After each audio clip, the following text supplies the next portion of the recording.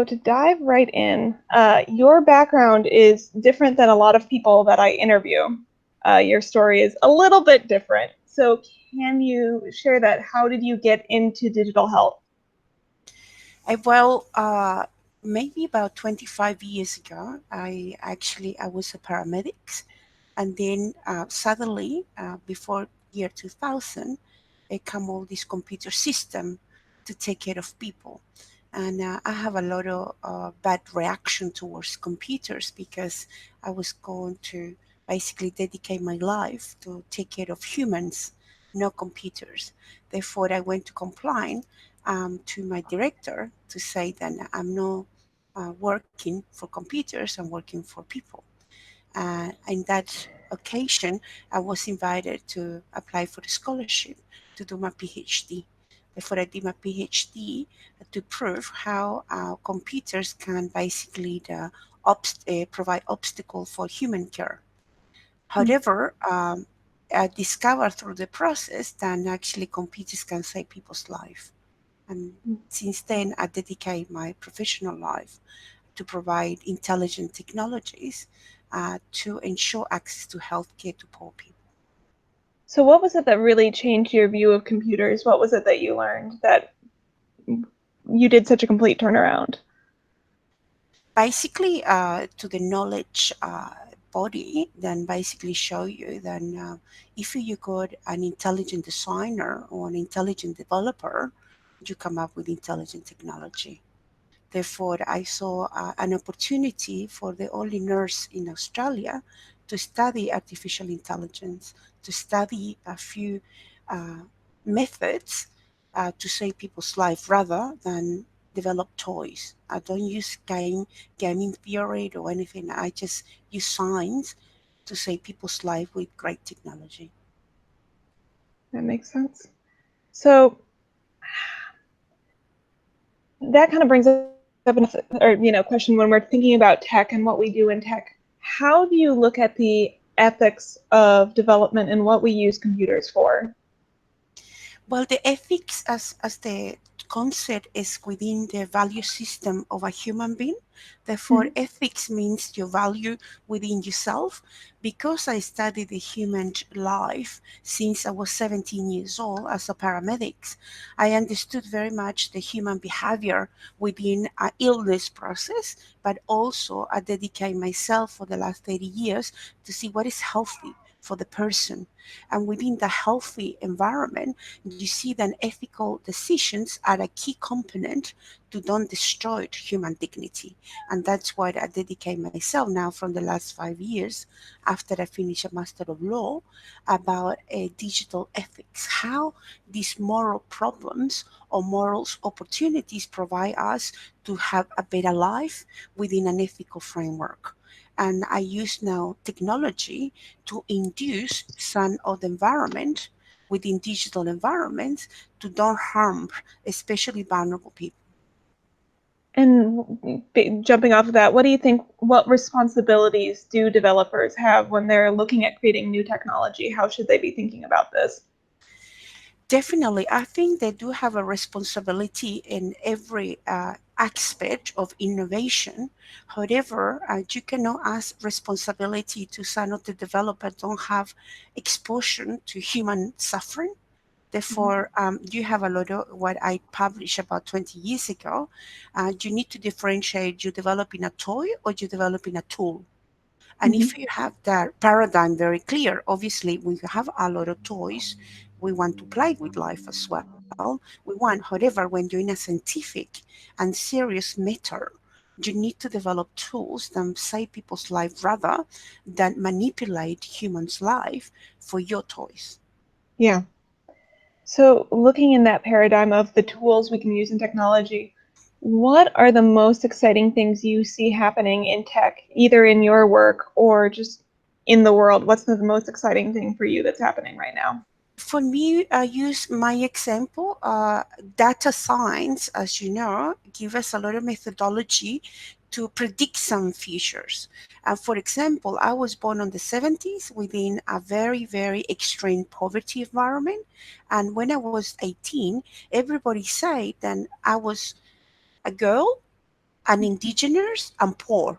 Therefore, if you make a calculation just in numbers, my reality was guaranteed that it would take 180 years to come out of that poverty. However, within education and with the right technology, as myself have shown, I got out of that context.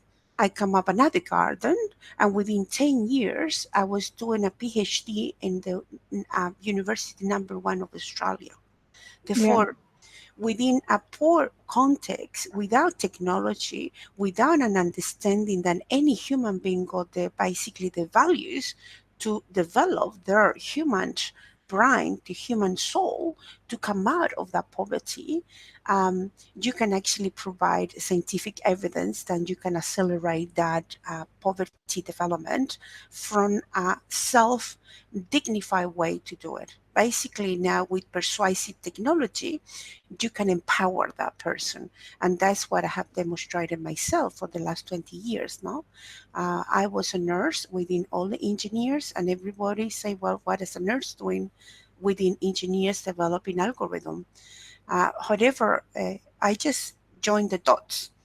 The human brain is an algorithm, Mhm. and therefore it's full of discovery. I mean, from science, according to science, we use only 2 or 3% of our brain. Therefore, we got 97 to discover.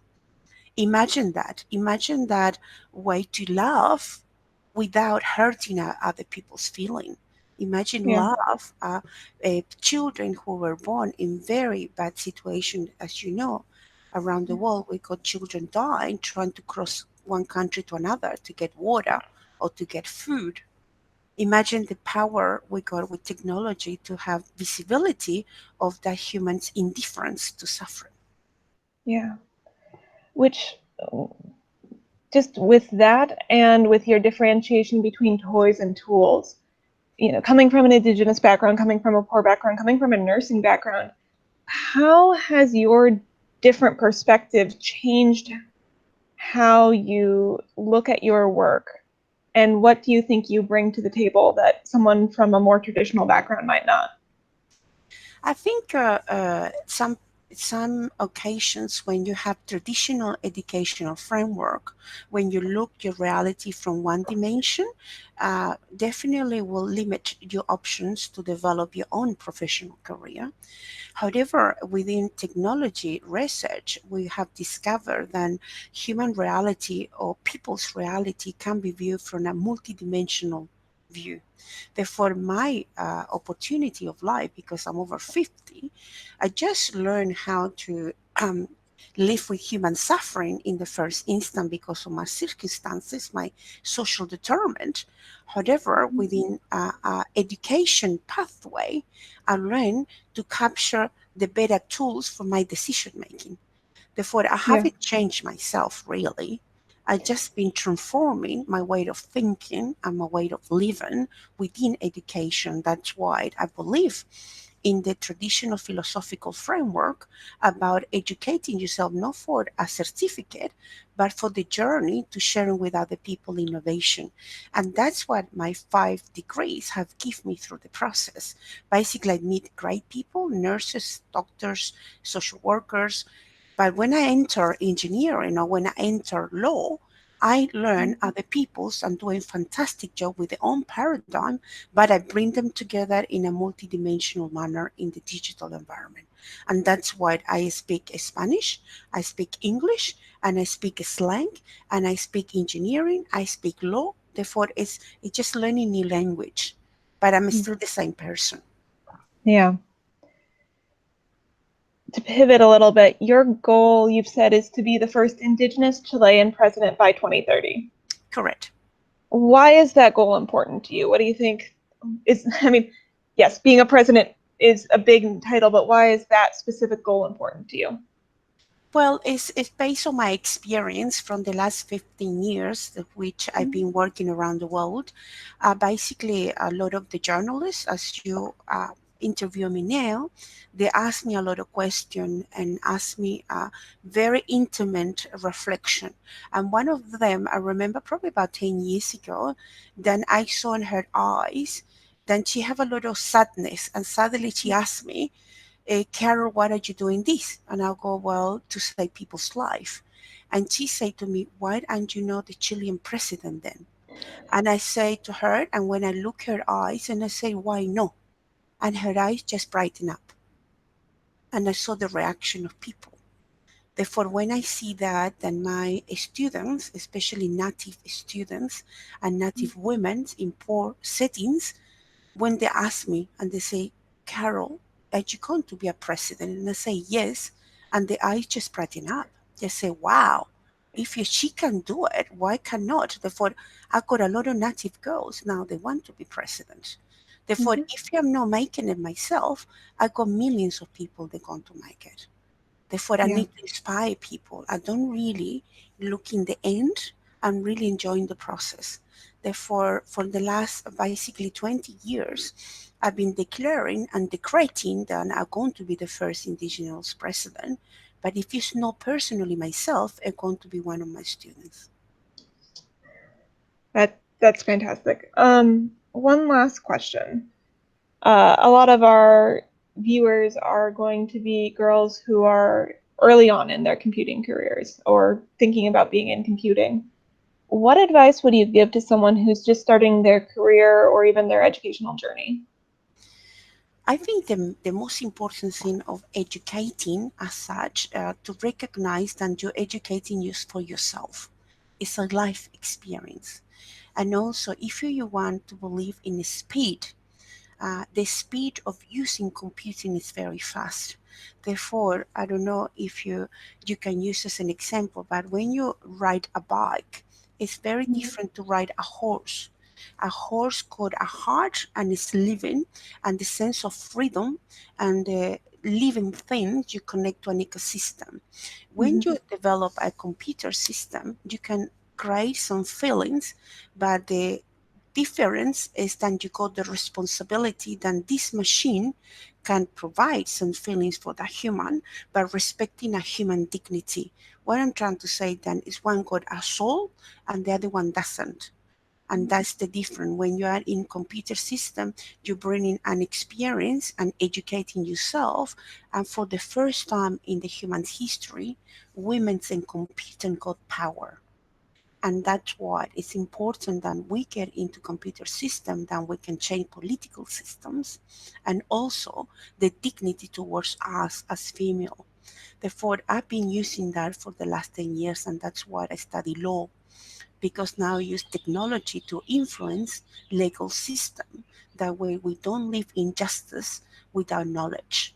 And Yeah. that's why it's so important that we teach. I mean, I got two girls and teach them always critical thinking, that when they feel like it, they can develop software or they can configure hardware, because critical thinking is not about the toy, it's about the tools who provide you freedom and respect to your own diversity.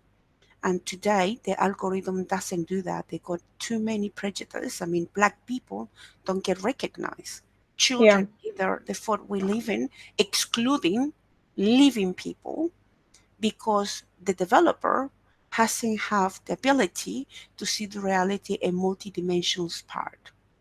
Yeah. Is there anything I haven't asked about that you want to make sure makes it into this interview? I think, the most important thing about science and technology, engineering, and especially a male dominated environment, is that we don't have to leave our value system to enter this new world. Quite the opposite. We need to be a reference. We need to be basically very firm on who we are and enter this world with a lot of creativity, that way we embrace these new opportunities, because we are full of opportunities. I mean, around the world, they know we don't have reconstruction, we don't have a co-construction without girls. It doesn't exist the world without us. We knew this, we will know this as well. And I say this in a very blunt manner. We got uterus. The men don't have it. We bring life, and the computer system have to have a life with dignity. And today we don't have it. Today we got, unfortunately, a market who dominate human life. And Yeah. it's the opposite. Human activities need to dominate society and market. That way, anyone, even in a little island, an Easter island, or you can be in Samoa, or you can be in a little town, and you have to have the same opportunity as when you are in New York, or you are in Santiago, or you are in Melbourne, because life is to enjoy it, but not to abuse it. At the moment, we have too many abusive systems, computer systems, that they don't acknowledge the freedom of that person. And we as women know that. We don't have to be a mother to love a child. We don't have to have a son to recognize the power of light. I mean, the many realities that today in the digital transformation, we can make it happen. Well, I tell you with a lot of confidence that for the last 10 years, I have transformed so many lives then, but that start with myself first. You need to Hmm. love yourself to deliver love. If you don't have something in yourself, you can't develop good software.